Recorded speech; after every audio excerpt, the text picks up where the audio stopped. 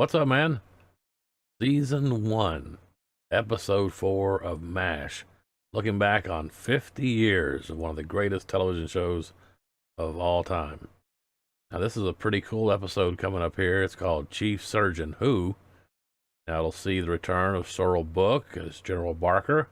But most importantly, it marks the MASH debut of Jamie Farr playing Klinger. I mean, he was only supposed to be one and done. But as Jamie said, one day turned into 11 more years.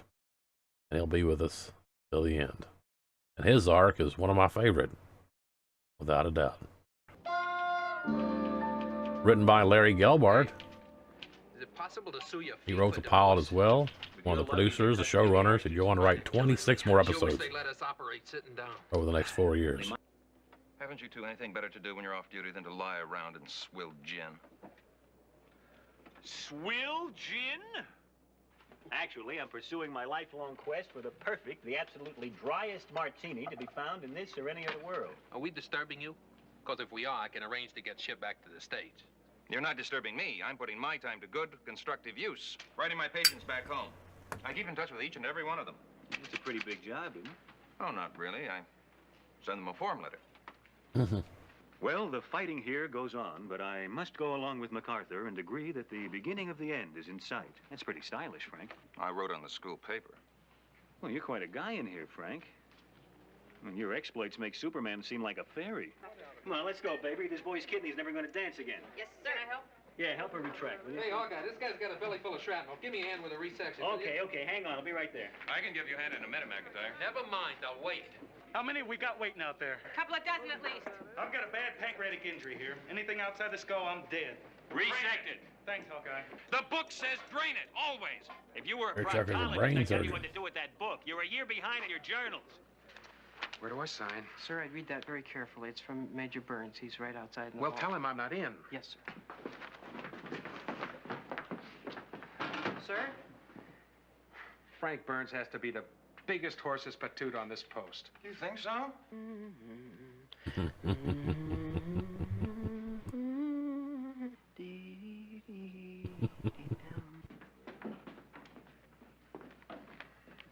You seriously want to press these charges, Frank? You bet I do. Captain Pierce constantly calls me by my first name. Not allowed, Henry. You honestly want him to call you Major? I have got oak leaves on my shoulders. And I've got dimples on my butt. And none of that means anything around here, Frank.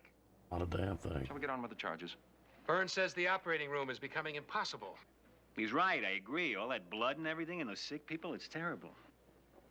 You know what I'm talking about. You're trying to take over. You answer every question, call every shot. Well, you do it. I don't care. Well, they don't ask me the questions. You were still working in a hospital when they called you up. I realize it's ridiculous for a doctor to work in a hospital. It really screws up your golf. Burns does outrank you, Pierce. Yeah, it took the UN to do it. But what I obviously have to do is appoint a chief surgeon. Now you're talking. The job will be a killer. I can adjust. I hope you can. I'm giving it to Pierce. Thanks. What? You can't. I won't stand for it. Frank, the one thing that'll get you nowhere with me is impersonating my wife. Frank, failure to salute a superior officer.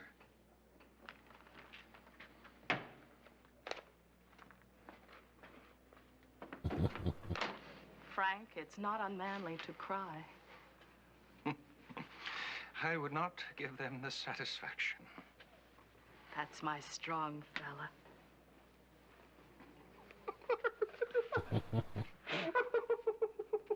Captain Benjamin Franklin Pierce, our new chief surgeon.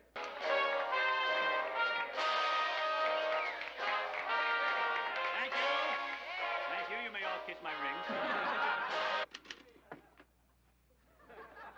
They're gonna get theirs, boy. Tight, Oh, boy. Frank. Tight. Dear General Barker, I think I should call to your attention that my qualifications as a doctor. I guess you could say that medicine has been my life. I always wanted to be a doctor. Just ask any little girl I grew up with. General Barker? Margaret Houlihan. Yes. I think you ought to get up here at once, sir, for the good of your command.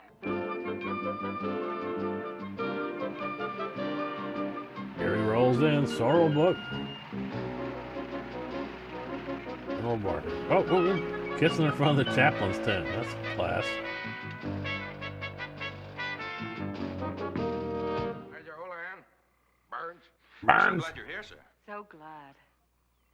The situation better be as bad as you indicated, Burns. Well, I'm happy to say it's worse, sir. There's a badly wounded patient who's been waiting to be operated on since 1:30, sir. He's just lying there, waiting. Just where, may I ask, is Chief Surgeon Pierce with a patient waiting in surgery? Ace bets $1 blind. That's a lot of respect for one ace. As you were. Oh, hiya, General. What are you doing, marching in your sleep? Ace bet $1. Who's in? I call. Captain Pierce, I've been told you have a seriously wounded patient for whom you are responsible. You're a little late, General. I'll deal you next hand. That soldier requires surgery. Right. That's why I checked him into the hospital instead of the PX. Well, are you going to take care of him, or are you going to go on playing poker? General, the man came in with a chest wound. I put a tube in him, and I'm watching him very carefully. You call this watching? I get a bulletin every quarter hour from a nurse who is very devoted and a great kisser. Well, just when do you intend to operate? Hopefully never, but if I have to, I figure around 3 a.m. By that time, he will have been given his blood, and his pulse and his pressure should be stabilized. And until then, you're going to do nothing. No. You're ridiculous. Of course I'm going to do something. I'm going to meet his $5 and raise 2 more. You're not talking to some idiot desk jockey, Captain. I'm a doctor myself.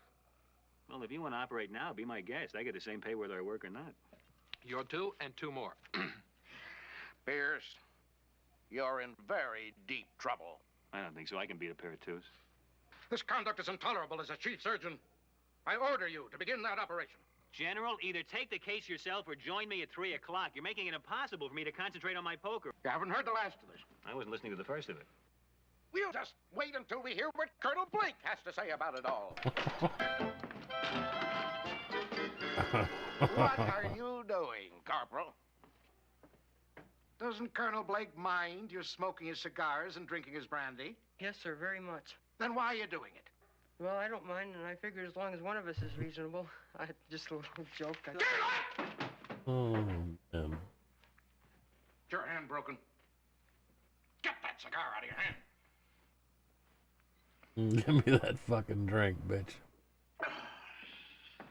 Oh, man, I love it. Halt! Danny Farr. Friend or foe? I'm General Barker. How do I know you're not one of them with a clever makeup job? Corporal Klinger, isn't it? Right. Still trying to get out on a psycho, eh, Klinger? Well, I can tell you, it'll take a lot more than this. Then I'll just have to keep trying, Mary. General Barker? What, may I ask, is going on here? Just playing, sir. Strip dominoes. Rip dominoes. Nurse, Scene's usually cut in is everybody syndication. around here crazy? Everybody who's sane is, sir. Go to bed. Yes, sir. See? Forget it. Coast is clear. Be with you as soon as I can. Oh, Bet this looks funny.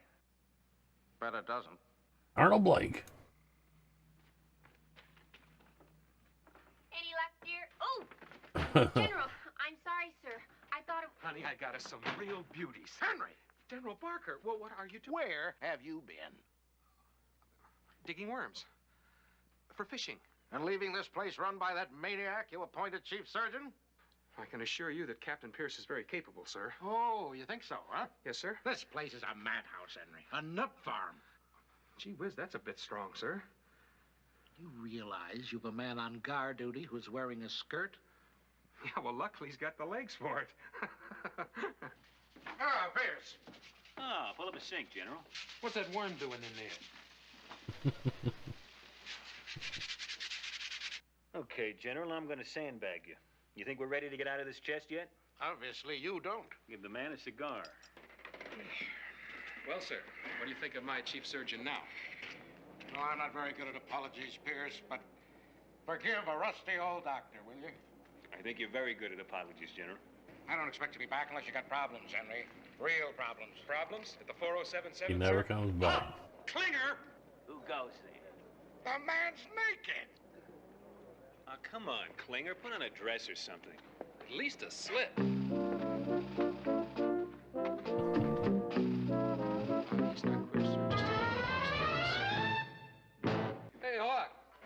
job for Clark Kent. Coming. Put a stitch in that drain. I'll be right back. Pierce? What? Can you give me a hand with this resection? Hey, can you hold on for a second? Sure, no sweat. Now, one thing that Alan Alda's talked about is like in this scene right here. Right, he's come from one patient, now he's come from a new patient, and he's got his old bloody gloves on. Right. They don't have a medical or a nursing consultant on the show yet, and that'll be something again as we move along, and Joe matures right along with it, and everything else as well. All right, appreciate you stopping in as always. You know, I'm really enjoying the MASH look back. A great episode of television. Episode 4, I believe, is the 7th episode that was produced, and my God, it's just so tight, you know, and the humor. And Sorrel Book coming in as again a guest star, just carrying it all. All those scenes are great, and Jamie Farr just killing it. All right, not much more to add. Till next week. Thanks for stopping in, and that's what's up, man.